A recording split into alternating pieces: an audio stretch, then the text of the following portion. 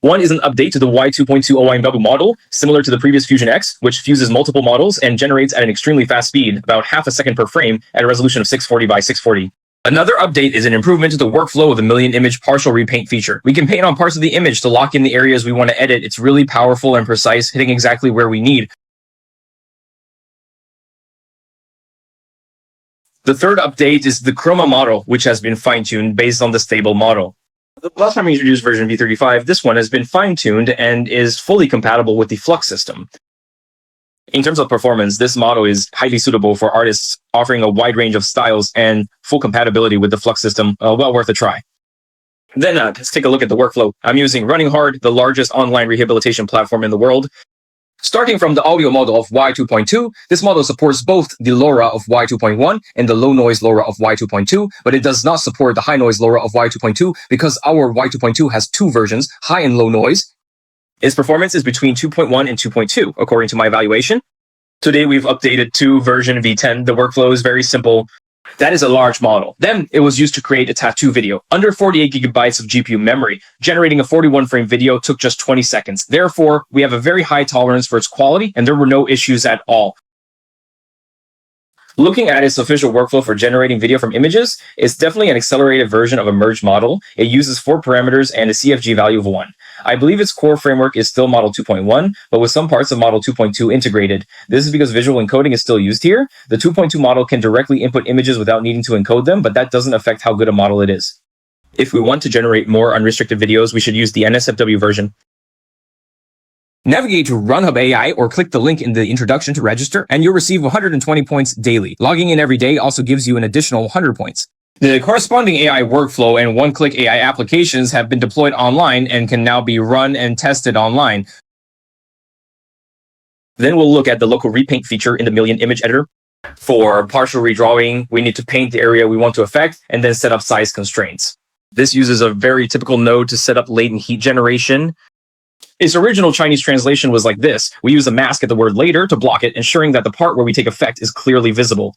The accelerated model still applies to the background model. It's obvious that apart from the areas we've painted, everything else remains completely unchanged. This process is something I found in the settings and would like to share with everyone.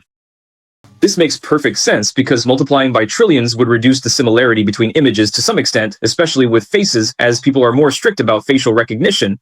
It would be better if some parts were excluded while we're editing images. Moreover, unlike the film model, it can perform large-scale repaint simultaneously without any issues, since this is image editing. So when I see this part, there's no problem with large-scale repaints at all.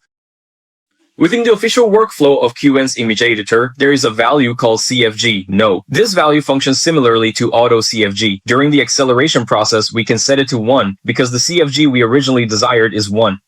As for the CFG in the K camera, we can actually increase it. The higher the CFG, the more closely we follow the prompt words. Of course, improving adherence to prompts is helpful. Otherwise, why would we go through all this trouble in the 1.5 series and SDXL series? This is probably a very traditional background replacement technique, just transplanted into the fiber image editor model. You can see that there is some overflow at the edges. If you want to improve this process, it's very simple. Just like before we used the previous ControlNet model, the fiber image editor model can be used together with the CN model.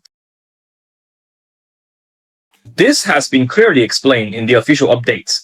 The previous part needs to go through a processor that uses the Lotus model, which is an open source deep image detection tool close to state-of-the-art performance. This refers to the model based on version 1.5, which was introduced earlier. It uses a VAE from the 1.5 model and requires input in the latent space. After feeding it in and applying edge control, the result disappears immediately. I have high praise for the quantum image framework. Open source communities need such competition. The third update is the update to the Chroma model. This final version of the Chroma model has released several end versions. In this case, we should use the HD version as the final version, and there is no problem using it for our daily image generation needs. Let's take a look at its text-to-image testing. Here, we directly use the text-to-image workflow from the previously shared V3.5 version. In terms of the results from this image, it's something the original Flux model can't generate under pressure, so this fine-tuning is definitely meaningful. You can just use a large model directly in the workflow, and it also supports reverse prompts. Finally, let's look at its compatibility testing. The overall conclusion is that it is compatible, but the results weren't very good. Then the first one is testing with CN OpenPose. For the Chroma model, CN is supported, and the Redux model is also supported.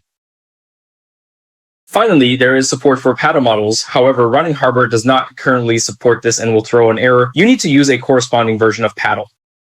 If we use an online version, we'd have to wait, but RunningHub is usually very fast. If you use the local version, search for the project name and install it locally. So most of the time, this channel shares open source models and projects, but closed source models are where RunningHub really shines.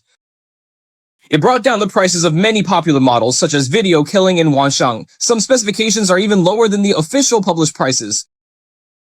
The more you use it, the more you'll realize that saving up bit by bit really saves money in the long run.